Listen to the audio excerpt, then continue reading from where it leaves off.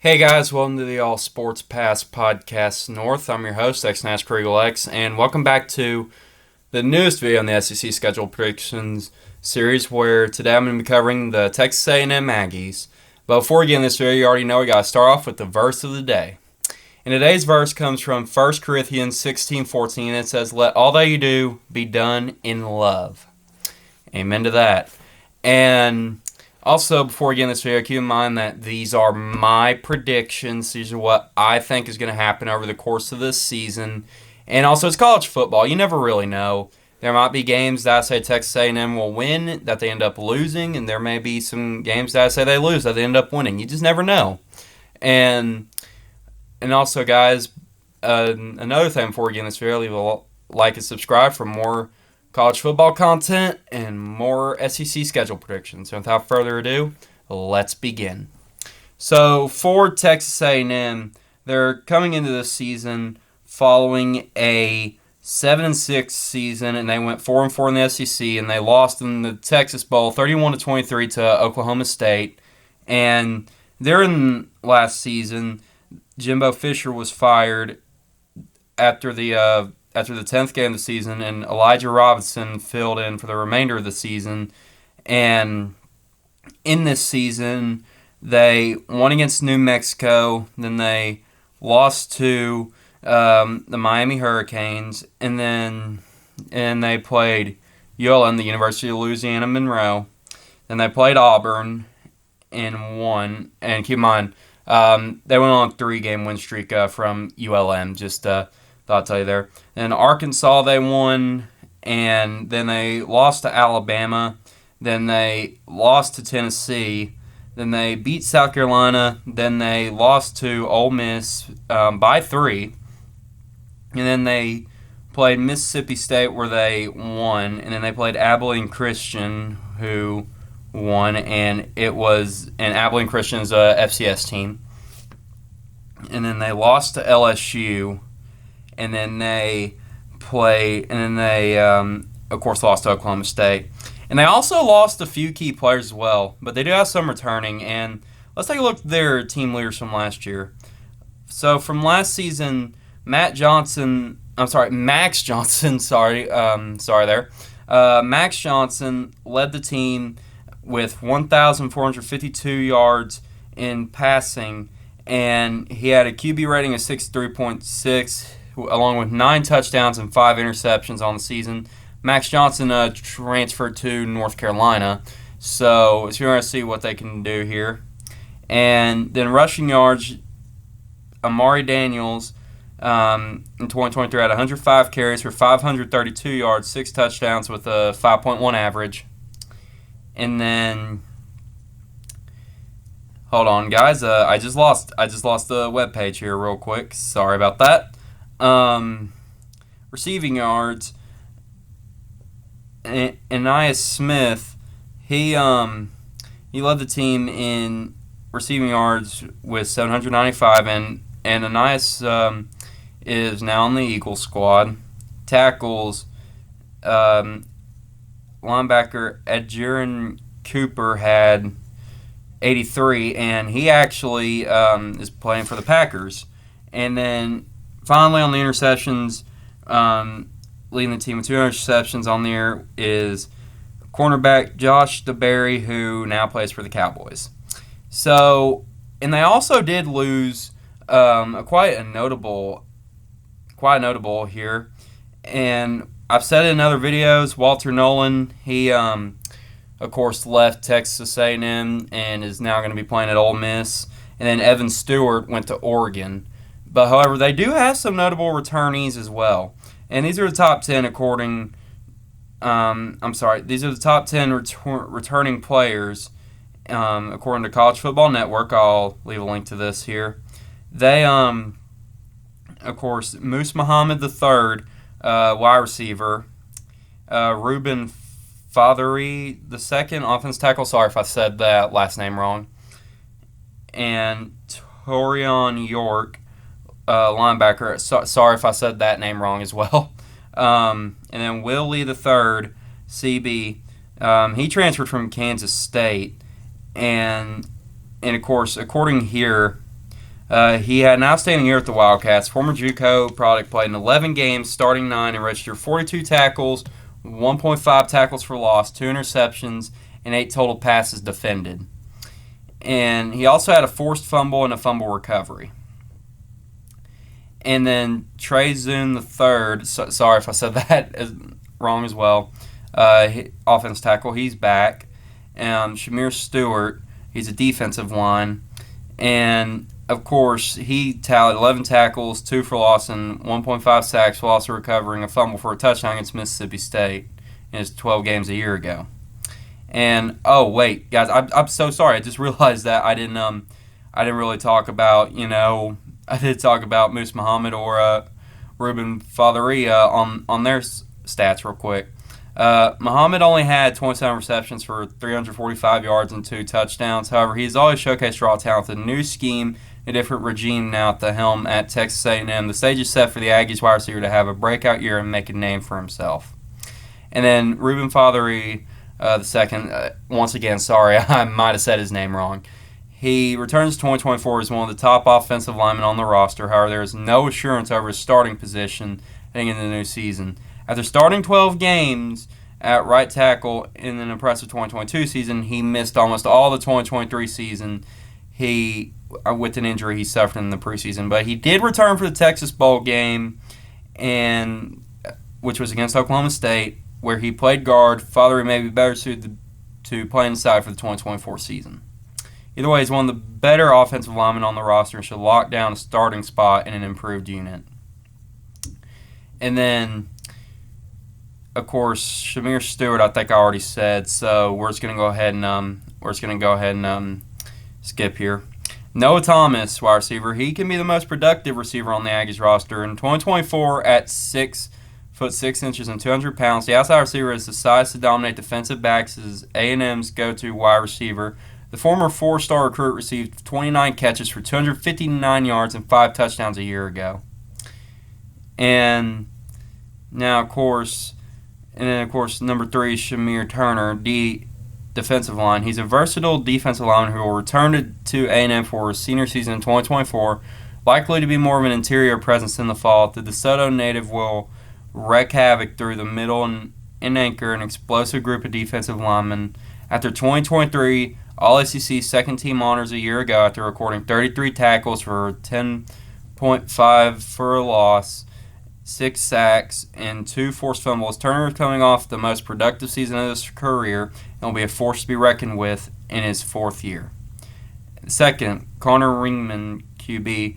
Wingman returns to College Station as the starter in 2024. If I said, sorry guys, if I said earlier that they were still looking for a quarterback, I apologize. I was thinking of another team. I'm so sorry.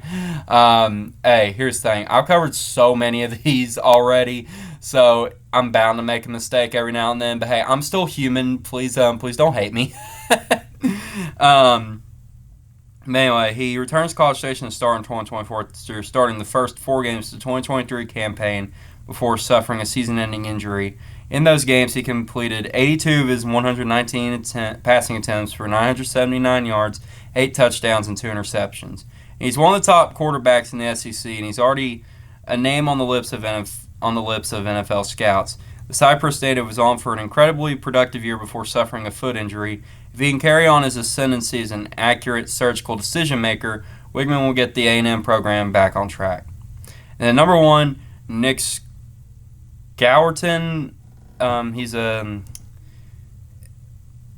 edge rusher. He transfers to Texas A&M from Purdue as one of the most coveted players in the transfer portal. From Bryan, Texas, just a 5-mile, 10-minute drive from the College Station campus, Gowerton returns home ready to dominate the SEC. And in 2023, he was the former, like I said, he was on the Purdue team last season. He was in his first year starter, he led the Big Ten with 10 sacks. He also had 50 tackles, 15 for a loss, 3 passes defended, and 2 forced fumbles. 6'4" and 280 pounds, Gowerton is also physically impressive and is already considered one of the top pass rushers in the sport. And that's all I got on the returnings. And also, guys, it's like I said, on that quarterback thing from earlier, if I said earlier in the video that they're still looking for a QB, keep in mind I just had a little mix-up. So I am so sorry. But hey, it's done. We're good now.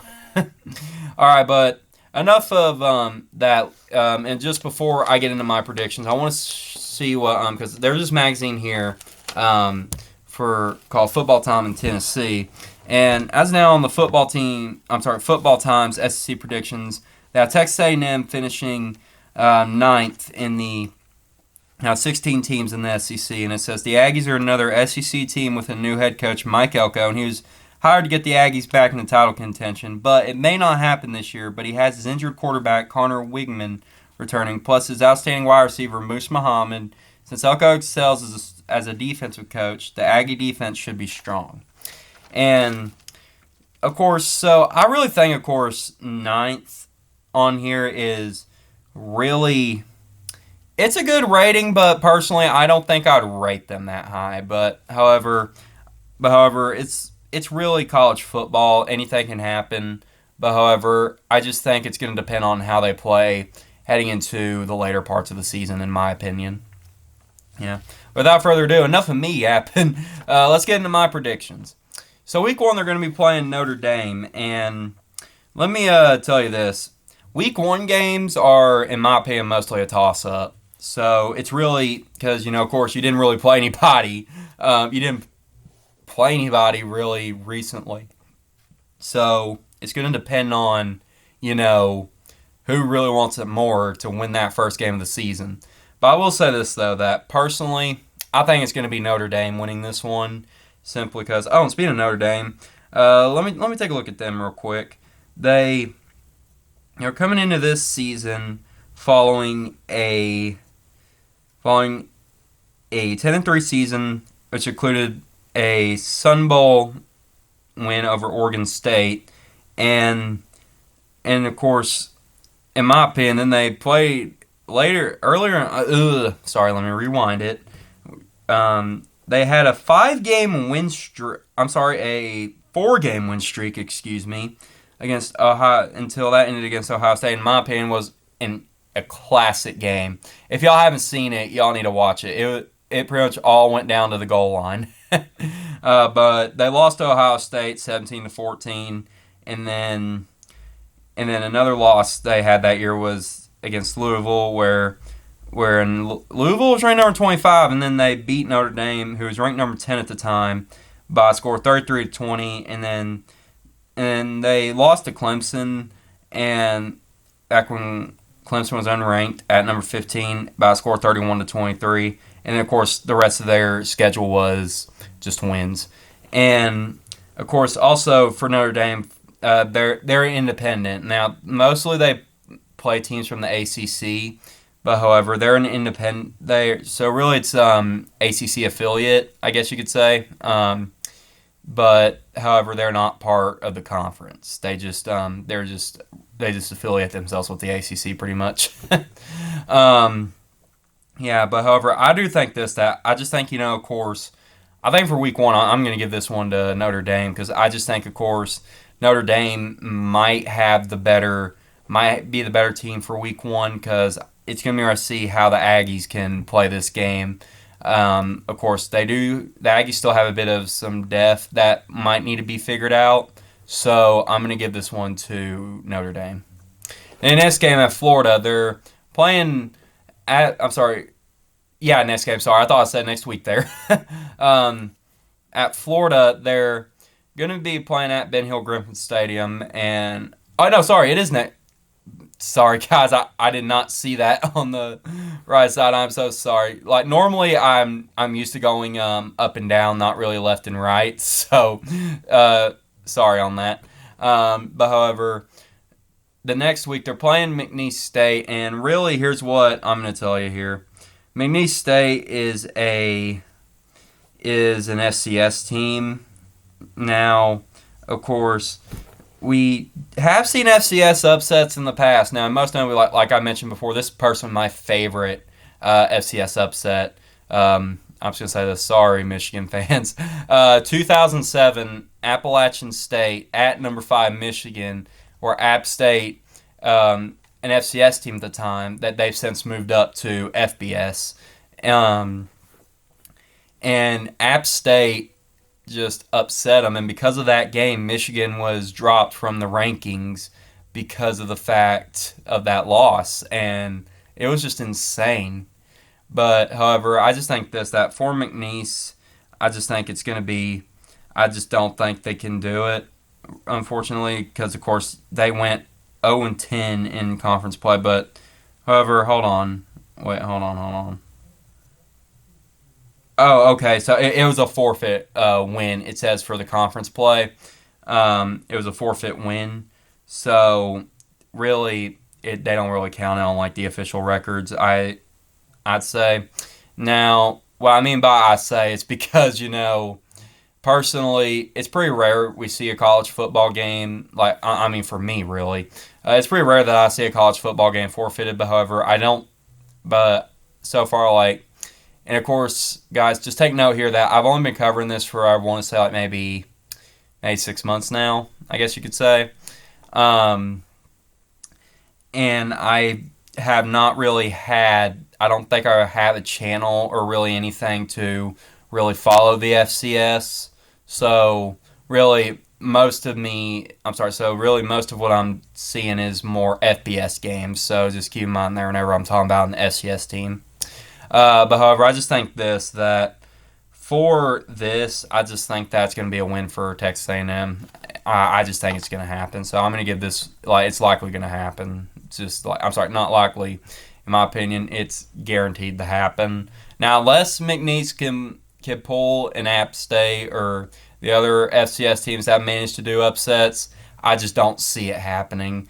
But I just don't see it happening. But yeah, so I'm going to give this one to Texas A&M. Then the next game, they're going to be playing at Florida at Ben Hill Griffin Stadium. And also, guys, keep in mind, if you've also seen the other videos as well where I've said one pick and I end up changing picking different videos, it's keep in mind that I might have done a little bit more research on them, on the teams, just and of course, I could change the pick on the videos, but let's keep in mind, it's just probably because, I think it was like a month ago that I did Florida.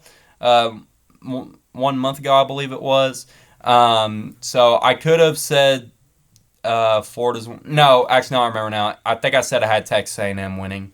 And the reason being is because I really think that Florida, of course, they're in for another. Because, they do. Now, Florida is another difficult team to predict, according to Football Time, because they lose a lot of their key players each year by the transfer portal. This year, Florida's going to have is going to have a difficult schedule as they play Georgia, Texas, Ole Miss, LSU, Tennessee, and Texas A&M. And it could be another long year for Billy Napier's Gators. But here's the thing. I think Florida, honestly, Florida did have a 5-7 season last season, which isn't real. Which they were one game out from being bowl eligible. But, however, I just think that I think Florida might be the weaker team here. So, I'm going to give this one to Texas A&M. That's just what I think I'm going to do. I'm going to give it to Texas A&M. The next game, they're playing Bowling Green. And here's the thing. Bowling Green is not a Power 4, Power 5, whatever you want to call it. If y'all consider the Pac-12, which I'm going to call the Pac-2, a Power 5 Power 5 conference, be my guest. But, however, with the Pac-12 now being the Pac-2, they're not really a Power 5 conference anymore, like, really, in my opinion. So, I'm going to call it the Power 4. But, however, Bowling Green is not a Power 4 team. And let's see how they did last season real quick. They did go to the Quick Lane Bowl where they lost 24-30 to Minnesota, and they went 7-6 and went 5-3 in the MAC. And let me tell you this: that mostly seeing these now they did beat Georgia Tech. They did beat Georgia Tech, and of course, unfortunately, guys, I did not watch that game. So really. I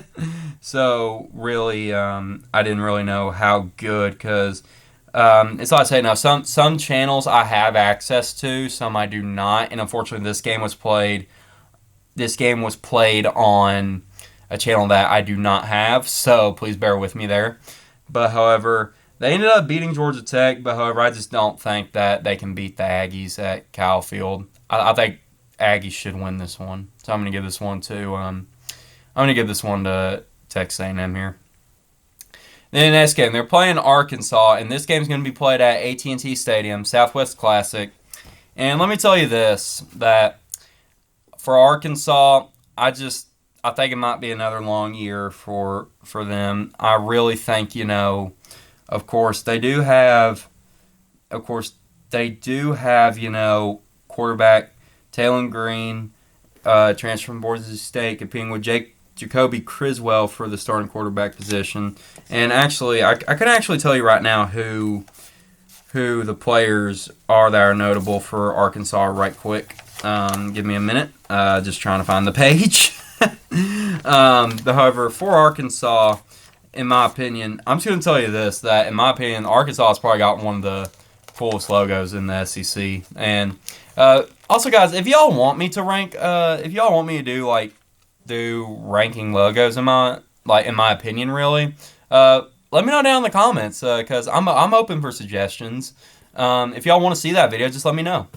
And of course, they do have some key returnees. They have offensive line Joshua Braun, offensive line Patrick Kudus, wide receiver Andrew Armstrong, wide receiver Isaac Taslaw, tight end Luke Haas, defensive end Landon Jackson, defensive tackle Cam Ball, defensive tackle Eric Gregory, defensive back Jalen Braxton, defensive back Lorando Johnson, defensive back Jaden Johnson, punter Max Fletcher, and right safety Isaiah Satagna. And of course, I do think that Arkansas, however, it's going to be interesting to see what they can do here, but I just think it's still a bit early in the season to tell what they're going to do. So I'm gonna give this one to A&M here. So let's see. So of course, I think right now they should be 4-1 heading into their next game against Missouri. And when I say right safety, sorry, return specialist. I am so sorry. I don't know why I had defense on my mind there. I'm so sorry. But however, I really think that for Arkansas, it's gonna be interesting to see what they can do. But I just don't think they can really have it. So heading into heading into this one, I think it's gonna be. I think it's gonna be one for A&M for Arkansas. Sorry, let's rewind. I think this game is a win for Texas A&M against Arkansas. All right, and in the next game, they're playing Missouri, and Missouri had an impressive season last season. Football Time did say this, that does have them finishing 6 out of 16 in the team. Now, the Tigers surprised most everyone last year, winning 11 games and going to the Cotton Bowl and defeating Ohio State. Their outstanding quarterback, Brady Cook, is back, and he makes all things happen. Also backs their potential All-SEC wide receiver, Luther Burden III. The defense, although strong last year, lost several key players and is questionable. Let me tell you something. Now, I'm going to be honest, I was shocked with Missouri last year. I really was, because I did not expect them to have the season that they had. Now, coming in from 2022, they went 6-7, and 2021, 6-7, 2020, 5-5, and 2019 never mind. Sorry, I was going off their current coaches' seasons, but hey, it's gonna be interesting to see what Mizzou can do. But however, and I'm actually gonna say this. This might be a hot take, but I think I may give this one to Missouri. It's gonna be interesting to see what they can do. Now, of course, it's gonna be interesting to see what they can do on their defense, because like this says, they were strong last year, but they lost several key players, and it is questionable. But however, if Missouri can figure all that out, I think they should win this one. So I'm gonna give this one to Missouri. Then next game, they're playing at Mississippi State, and Mississippi State is ranked number 13th in Football Time predictions. And so the Bulldogs are another SEC team with a new head coach, Jeff Lebby. He will be relying on 2 transfers, quarterback Blake Shapen and tight end Cameron Ball, to lead the Bulldogs offense. Could be a tough year for Mississippi State, as their roster is without much needed depth and experience. So it's going to be interesting to see what happens there. And there's also some notable players in here. Now, also guys, keep in mind, on the Football Time magazine, if I don't mention a player, Like it just depends on where they're at because this is mostly targeted towards Tennessee. So it's going to see like what happens here.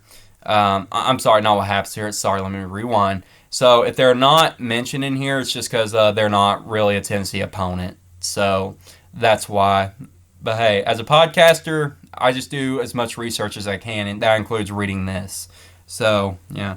Now on their key returners, they have QB Mike Wright, running back Jeffrey Pittman, running back Seth Davis, safety Corey Ellington, defensive end DeMonte Russell, and defensive line Don Terry Russell. Now, of course, it's gonna be interesting to see what they can do, but I think it's gonna be another long one for Mississippi State. So I'm gonna give this one to Texas A&M here.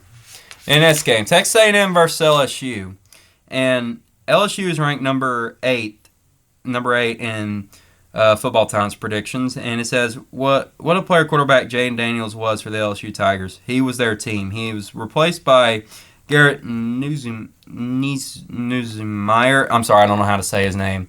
Who is an excellent passer but can't run like Daniels. The questions will be, can the Tigers shore up their defense, and can the offense with one of the nation's best offensive lines be as good without Daniels? And I'm going to be honest, like, I really think that now, I've seen a lot of people say LSU is going to do pretty good this season. And personally, I think they can be decent, but however, I just think it's going to be interesting to see what they can do because they did lose some of their players from last season. So, here's what I'm going to do. I think I'm going to give this one to Texas A&M. I just think that, of course, A&M has some returning players, and now, of course, the Aggie defense should be strong, as mentioned in here. But, however, for LSU, it's going to be interesting to see what they can do on their offensive line without Daniels. Because, like they said, Daniels, Heisman winner, he's no longer there. It's going to be interesting to see what Newsmeyer can do. He's an excellent passer, like this says, but can't run like Daniels. But however, it's going to be interesting to see what LSU can do, like I said. But I'm going to give this one. I think I'm going to give this one to Texas A&M. So yeah. The next game, they're playing South Carolina, and South Carolina is ranked 14th out of 16th here in the predictions, and it says head coach Shane Beamer may join several other SEC head coaches on the proverbial hot seat. Last year they won only 5 games, and the outlook for this year's team is no better. They don't have adequate depth and not sure who will be the starting QB. And they do have Rocket Sanders, who transferred from Arkansas to help the offense, but the defense was weak last year, must improve. Keep in mind, this magazine was published like a couple months ago as well. So if some of the stuff in here is a bit like outdated, just keep in mind that it's just because the magazine was like purchased I purchased this I won't say a month or two ago. So it's really so maybe a bit outdated, but hey. But I think South Carolina also, they may be able to surprise some people this year. However, do I think that they can win against Texas A&M? I just don't see it. I want to see what they can do. I want to see what they can do on defense, and I also want to see how they can fill in this remaining depth that they got. But however, I just don't think they can win against Texas A&M. So I'm going to give this one to Texas A&M. Then the next game, they're playing New Mexico State, and let me tell you something. I really think that, dang, voice crack. I am so sorry to headphone users if that was that loud. So sorry. But however, now they're playing New Mexico State, and it's been interesting to see. I'm sorry, not interesting to see. Sorry. I'm still trying to get back to to where I was before here. Hold on. There we go. New Mexico State, they're not a Power 4 conference, but however, they're coming into the season following a 10-5 season, and they went 7-1 in the Conference USA. And they also had an upset win over Auburn, and it was their program's first ever win over an SEC team. And they came into that game as 23.5-point underdogs. But however, I really think that it's going to see what happens here. But I just don't think they can do it again. I just don't think they can win. I don't think they can win against A&M. So now, of course, like I said, upsets can happen. It's college football; anything can happen. But I just think Texas A&M, honestly, is probably going to win this one. So I'll give this one to Texas A&M. All right, and then the next game, they're playing Auburn at Auburn, and of course the last video I did was on Auburn. However, I do think that I think I had Auburn winning that one, and if I had Auburn winning, I'm gonna keep the pick because I just think that Auburn could be a bit more prepared than Texas A&M. But it's gonna be interesting to see what the Aggie defense does at this point. Actually, no, hold on. Let's rewind. I think I might actually give this one to Texas A&M actually, because I actually think that I actually really think that A&M might have the better defense here. So I'm going to give this one to Texas A&M. All right, the next game. This game here is one that I've been looking forward to. The Lone Star Showdown is back, baby. This is the first time in 13 years this game's been played because back then, now Texas joined the SEC. It'll be the first time in 13 years that this game has been played. And the last time they played, Texas won. And this was back when they were both in the Big 12. Of course, Texas A&M joined the SEC in 2012. Same with Missouri, as Missouri joined in 2012. But 12 years later, Texas and Oklahoma bring the Red River rivalry to the SEC. And I'm just glad we're seeing this game revived because we've seen some great moments in the Lone Star Showdown.